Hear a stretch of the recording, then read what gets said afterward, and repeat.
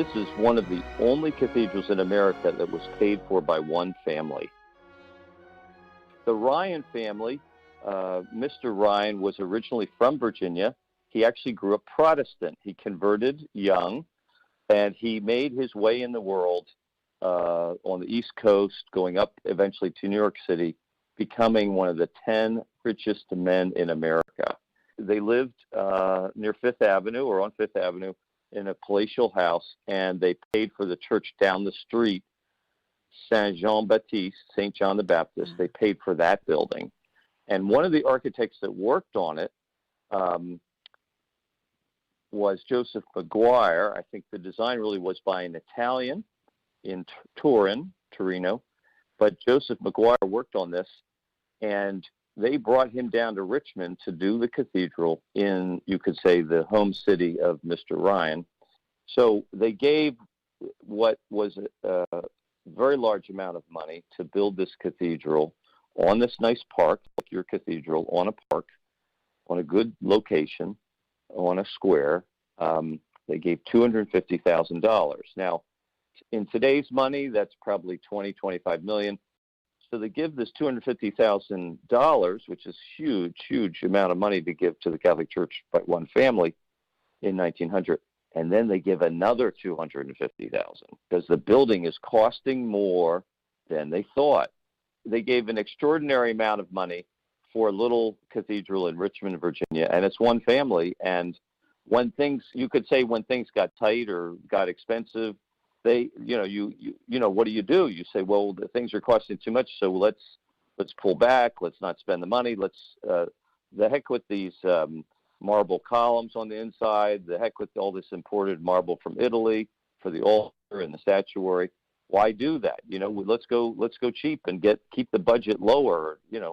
And evidently the Ryans said no. Let's do what Mr. Maguire designed, which is a beautiful design, and we want to do, the best for Richmond. So it's a stone building, and so we have this traditional cathedral. It's classical. It's in the tradition from antiquity, from Greece and Rome, but then specifically they're looking for terms to get you closer to that. Italian Renaissance says, well, it looks very Italian. It's got a lot of details that you won't find in other styles, and this amazing coffering on the inside. The inside actually has a lot of color, a lot of polychrome, and that complexity or richness does feel very Italian or very Renaissance. But really, ultimately, if we're going to be honest, it's Maguire being very inventive in 1900, and he studied with great French examples, and he's got American clients in Virginia. So he's trying to marry all those things together to build this unique building. Sacred Heart Cathedral and many other cathedrals, you'll see renovations that have been done.